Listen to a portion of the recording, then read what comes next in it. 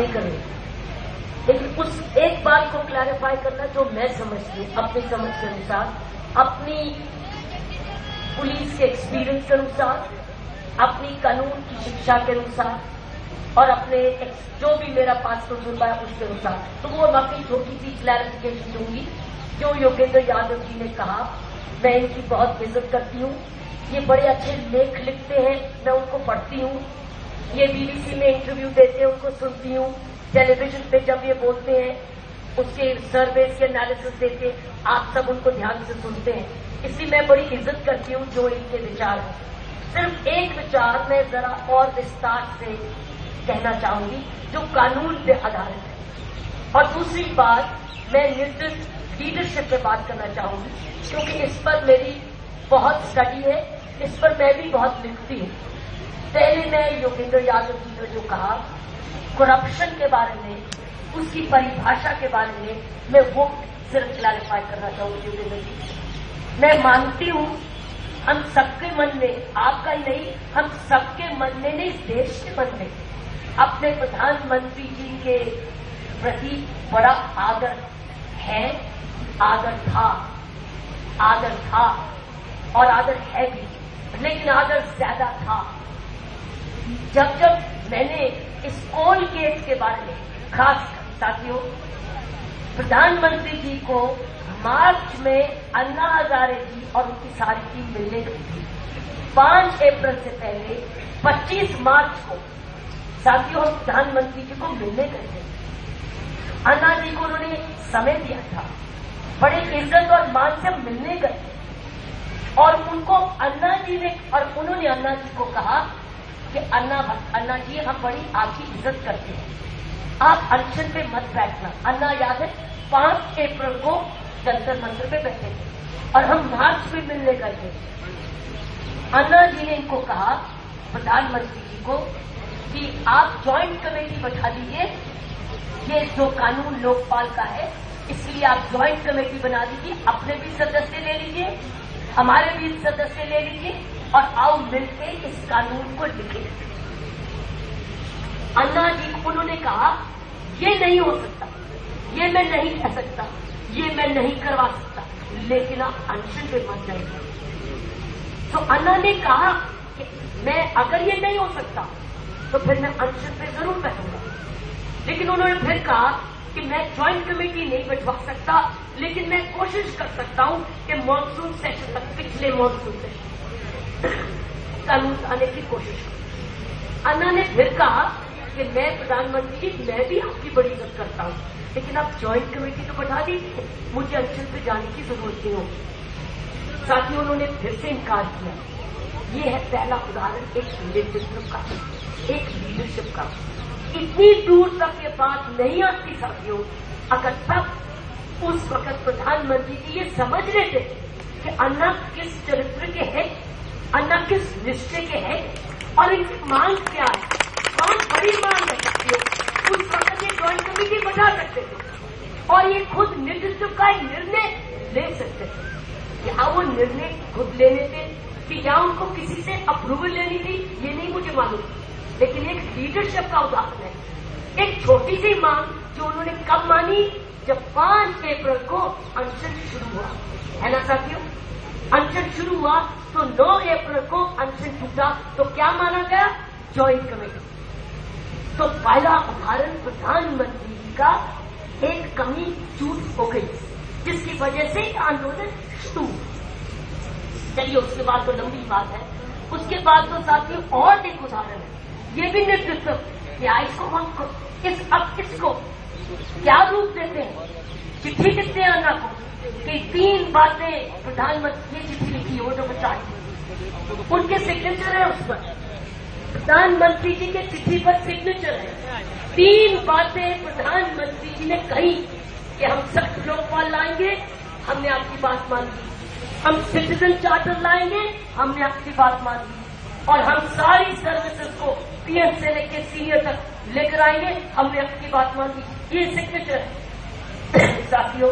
तीनों बातें नहीं पूरी हुई। ये करप्शन नहीं है, ये लीडरशिप का फेलियर नहीं है। यहां तक क्यों आते हैं सिचुएशन, क्यों तीनों आज पीछे हमारे तीन प्लस 400 लोग आज अनशन पे बैठे हैं। क्यों अन्ना को रामलीला ग्राउंड में 12 दिन की ये तकलीफ उठानी पड़ी। लेकिन उसके बाद भी एक प्रधानमंत्री की चिट्ठी जो अनाउंस की गई, पढ़ी गई, देशमुख जी ने आके पढ़ी सारे रामलीला ग्राउंड में। आपको याद है? आपको याद है? इस देश के प्रधानमंत्री हो, उनके साइन चिट्ठी हो और तीनों चीजें पूर्ण ना हो। साथियों, क्या नेतृत्व है ये? क्या लीडरशिप है? मैं लीडरशिप की बात करूं। साथियों, आज देश को नेतृत्व चाहिए। एक ऐसा अटल लीडरशिप चाहिए जो अपने वचन का पूर्ण पालन करे, जो वचन अपनी चिट्ठी का, अपनी इज्जत का सम्मान करे कि मैंने लिख दिया है अन्ना को। क्या हुआ? सिटीजन चार्टर हमारे जो उन्होंने घटिया लोकपाल बिल पास किया। साथियों, ये अभी कह रहे हैं लोकपाल बिल तो लोकसभा में पास हो चुका। कैसा लोकपाल बिल पास किया हमारे प्रधान, जिसको कह रहे सख्त लोकपाल। क्या सख्त लोकपाल वो होता है जिस सख्त लोकपाल में जो तफ्तीश की पुलिस एजेंसी है वो फिर से आपके कंट्रोल में है और आप उसको जैसे पति इस्तेमाल करो, ये सख्त लोकपाल होता है? सख्त लोग, ये सारी एजुकेशन का साथियों मूल कारण ही था सीबीआई के शिकंजे में।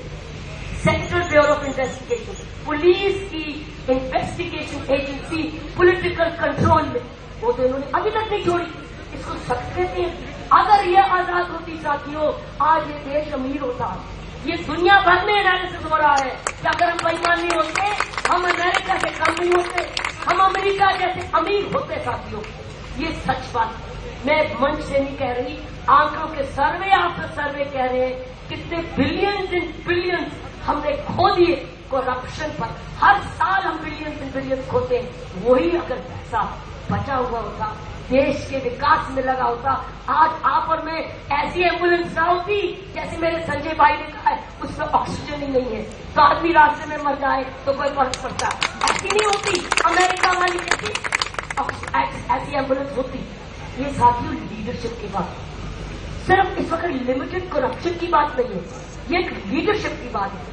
हम सब इज्जत करते थे, करते हैं, एक ओहदे की इज्जत करते हैं और ओहदे से एक आशा करते हैं कि इस देश को आगे लेके जाओ। देश का एक दुनिया का सबसे बड़ा एक महान देश है, उसका नेतृत्व आप कर रहे हैं। आपका तो बहुत बहुत खुशकिस्मती है, ये भाग्य से ऐसा नेतृत्व मिलता। उस भाग्य से आप एक चिट्ठी लिख के साइन करके उस पर भी पूर्ण नहीं उतर सकते, ये कैसा नेतृत्व रहता है? दूसरी बात साथियों, वो है कानून की बात। ये तो मैंने आपको बता दिया, जो चिट्ठियां और जो वचन हुए वो वचन से चले गए और ये इसमें कुछ भी बात नहीं। आज अगर वो भी यहाँ बैठे होते हमारे साथ डॉक्टर मनमोहन सिंह जी, तो भी ये बात सामने वो उसको निकाल नहीं सकते थे। मीटिंग हुई थी, हाँ। अन्ना ने आपको बोला था कि ज्वाइंट कमेटी बता दो, मैं अच्छे से नहीं बोलूंगा, हाँ। आपने कहा था कि मैं नहीं बता सकता, हाँ सच। आपने चिट्ठी लिखी, हाँ। आपने चिट्ठियों में 3 चीजें कही कि मैं मानता हूँ, हाँ। आपने नहीं पूर्ण की, हाँ।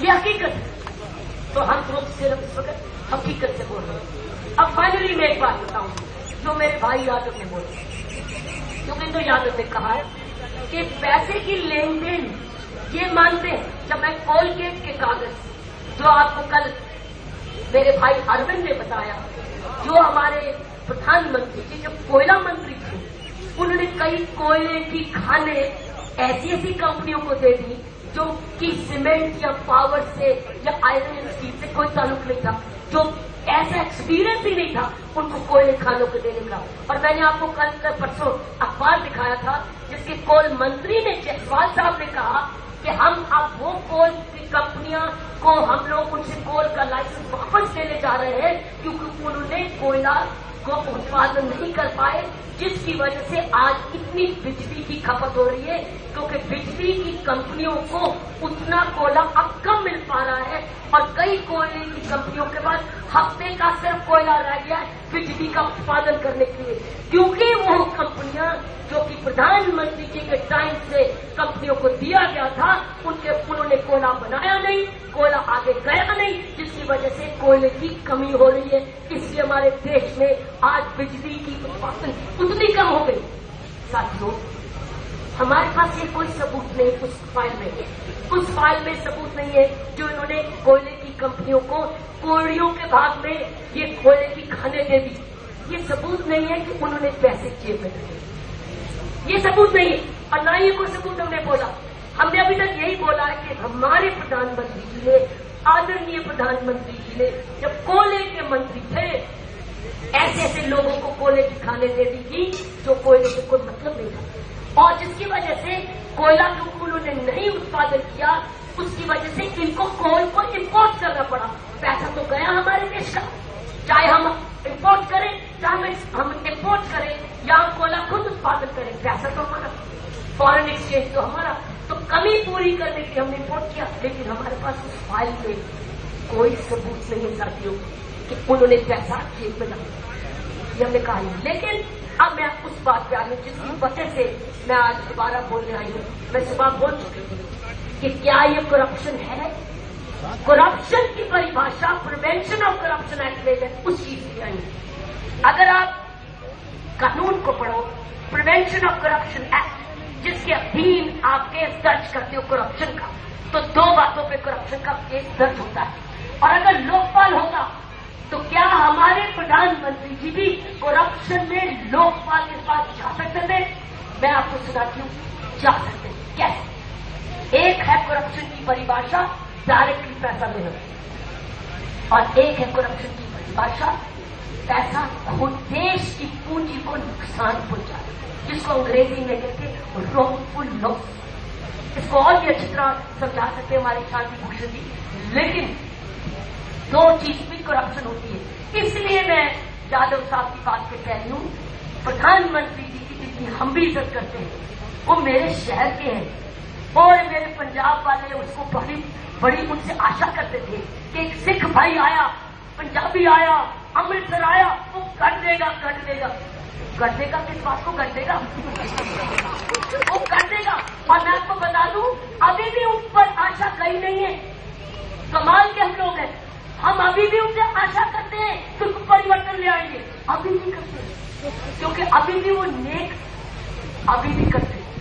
आप करते हैं या नहीं करते, हम आशावादी हैं, अभी भी करते हैं, आपकी इच्छा। लेकिन मैं सिर्फ फाइनली आपको कहना चाहती हूँ कि करप्शन की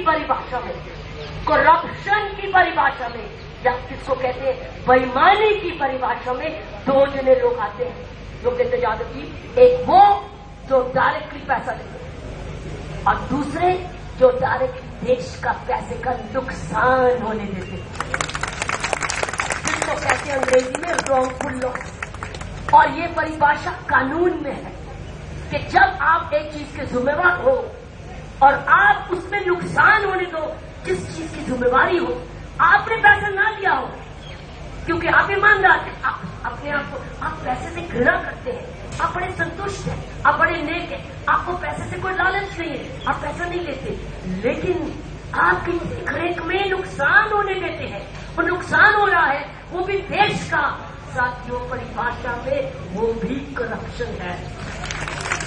मैं सिर्फ यही बताना चाहती थी कि इसलिए अगर सही जन लोकपाल में लाता और ये शिकायतें, यही सबूत प्रशांत भूषण और अरविंद भाई और हमारी सारी अन्ना हजारे ये फॉरवर्ड कर देते लोकपाल को, तो लोकपाल इसकी इंक्वायरी इन्वेस्टिगेशन शुरू कर देता, उसमें कोई भी नहीं बचता, ये नहीं बचते आगे भी। इसलिए साथियों, लोकपाल बिल हम प्रधानमंत्री जी से भी हाथ जोड़ते हैं, एक मौका अपने आप को और दो, और वो क्या, बन के दिखाओ सरदार, बन के दिखाओ पंजाब का पुत्र और इस देश का पुत्र। कहो कितना टाइम बचा है मैं प्रधानमंत्री होते हुए, मैं ये जो लोकपाल बिल लोकसभा में पास हुआ है वापस लेना चाहता हूँ, दोबारा लिखवाना चाहता हूँ, ताकि उसमें सीबीआई इंडिपेंडेंट हो और जो भी करप्ट है उसकी इन्वेस्टिगेशन करे। ये चमत्कार होगा, ये चमत्कार होगा, लेकिन कई बार चमत्कार सोचा जाता हो क्या होगा तो नहीं, लेकिन जन लोकपाल बिल में जो लोगों की फाइल खुली है साथियों, वो सारे के सारे इस परिभाषा में आते हैं, चाहे उनका कितना ही आदर क्यों ना करे इन पर्सनल कैपेसिटी, लेकिन जो करतूत हो गई, जो कार्य हो गया, जो गलती हो गई, उसमें तो करप्शन में अनफॉर्चुनेटली माफ करना हमारे प्रधानमंत्री जी भी आते हैं। धन्यवाद। भारत माता की जय। भारत माता की जय।